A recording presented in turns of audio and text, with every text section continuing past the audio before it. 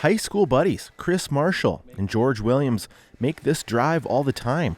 The road up to Swede Mountain Lookout, just far enough to escape for a day in the mountains and some much needed time off. Times you just need to get out and clear your head. This is a great place to come.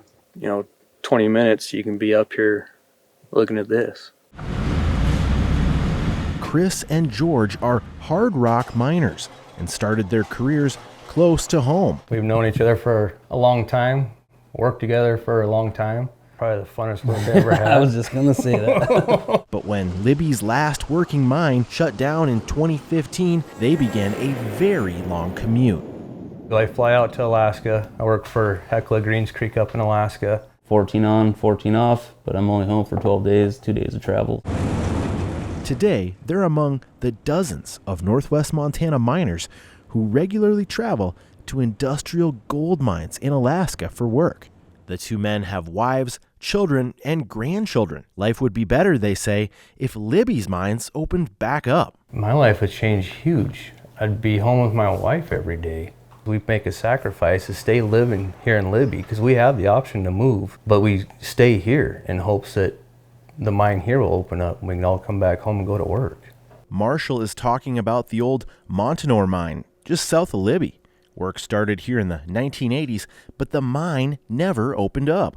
Its location, directly beneath federally protected wilderness, means environmentalists have been fighting this mining project the entire way. Some places just aren't acceptable for mining, and beneath a wilderness area is not a place to build a large mine. Environmental groups have been filing lawsuits to stop this mine for decades. The damage that would be done would be irreversible and it would be long-term. They say the area's pristine waterways, small population of grizzly bears, and spawning grounds for threatened bull trout are all reasons why mining should not happen here. Mining, breaking rock underground is the easiest thing we do. Mining companies, for their part, have consistently fought back. Protecting the environment around our operations is the toughest thing we do, and we spend a lot of money, and we have great people that are doing it. Mike Satry is a geologist and mining executive at Hecla, the company that plans to restart the Montanore mine. The white area is our private lands that we have, some patented ground.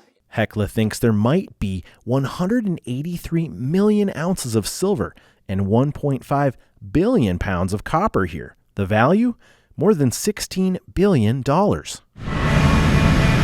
But first, miners have to drill and sample to see if all that mineral wealth is really there, which means a smaller exploratory project. There's a lot of hope that this will turn into something more, but right now we're looking at a fairly narrow scope. When we hit its peak, there should be 30 to 35 jobs. Satry says if it turns into a full-scale mine after additional environmental review, that would mean many more jobs. The kind of jobs that have always been important for Libby, for better or for worse. Prospectors found gold in Libby Creek in the 1860s, and by 1900, miners were digging up a fortune from the nearby mountains. Logging came next, and several large sawmills processed millions of board feet of lumber from the Kootenai National Forest. But mining and logging left a troubling legacy. Libby's mines became the nation's leading source of vermiculite insulation, later discovered to be contaminated with asbestos.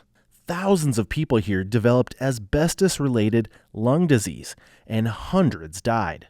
Libby's economy crashed in the 1990s when a mix of tragedy, policy, and economic bad luck caused most of the mills and mines to close.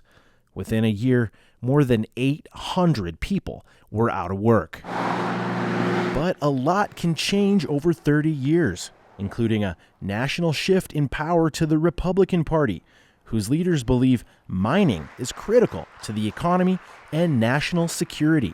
And moments ago, I also signed an executive order to dramatically increase production of critical minerals and rare earths. It's a big thing in this country. In March of 2025, the Trump administration fast-tracked the Libby exploration, adding it to a short list of projects hand-picked for streamlined federal review. The U.S. Forest Service completed its review of the Libby exploration project during the 2025 government shutdown. They issued this finding: of no significant impact to the environment, and legally that means the project can move forward. Forest Service officials declined an interview for this story. They referred many of our questions to an environmental consulting group that did the analysis. That company hasn't responded to our calls or emails. Thank you for calling Nexus Environmental Consultants. Good morning, sir. Good morning. Well, first off, thank you very much for the opportunity. Satry presented Hecla's plans to the Lincoln County Commission in late October, saying there's one very cold, dark, and wet issue standing in the way of exploration. We have to begin dewatering, right? Before we can do anything, we have to start pumping water. The Libby exploration is more than 14,000 feet in length, traveling from the headwaters of Libby Creek to a rich pocket of metals deep underneath the Cabinet Mountains wilderness. Geologists believe much of the tunnel is now underwater after sitting unused for decades. That means Hecla needs to pump out all that water before mine workers can repair and extend the tunnel another 4,000 feet. But it's that process of pumping out water and what it might do to the environment that has critics like Mary Costello of Save Our Cabinets worried. I'm thinking it was maybe 1994, 1995, and I hiked up to Rock Lake, this beautiful wilderness lake, and I saw mining claims. At the time, I didn't understand how there could be mining claims in a wilderness area. So Costello did some digging, and she learned that mining claims filed before the 1964 Wilderness Act allow companies to do just that, as long as they don't damage what's on the surface. She's worried that's exactly what will happen.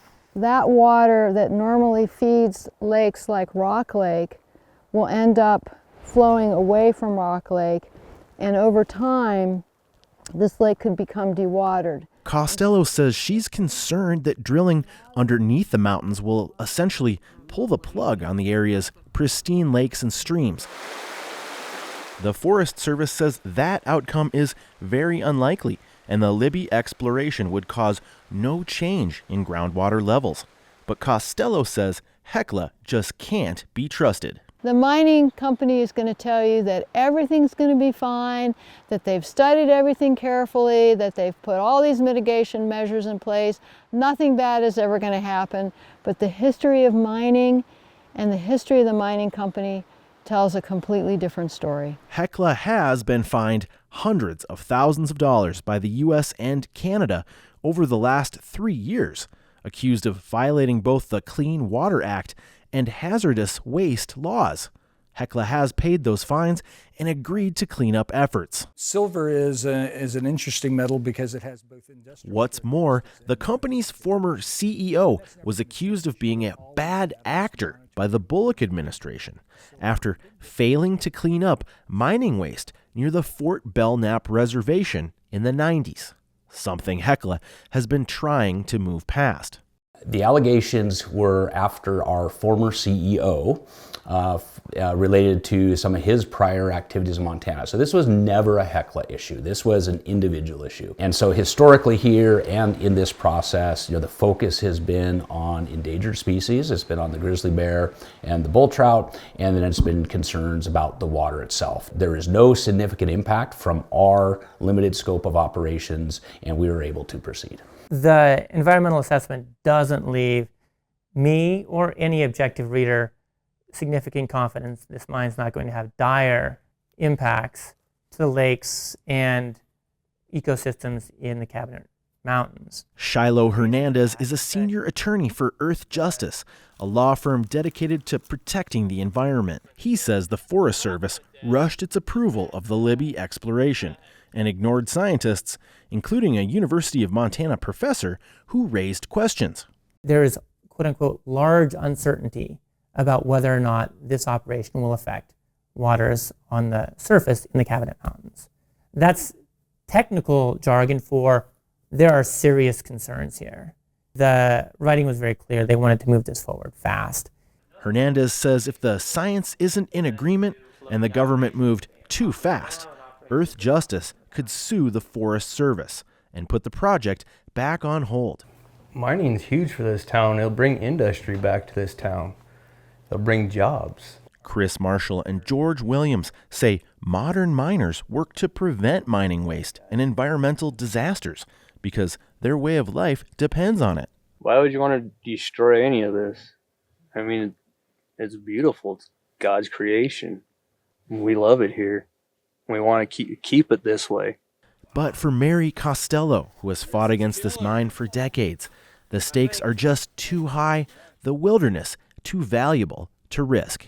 People come here to recreate, to get close to nature, to enjoy the solitude. They don't come here for industrial mining. For Impact, I'm Matt Standal in Libby.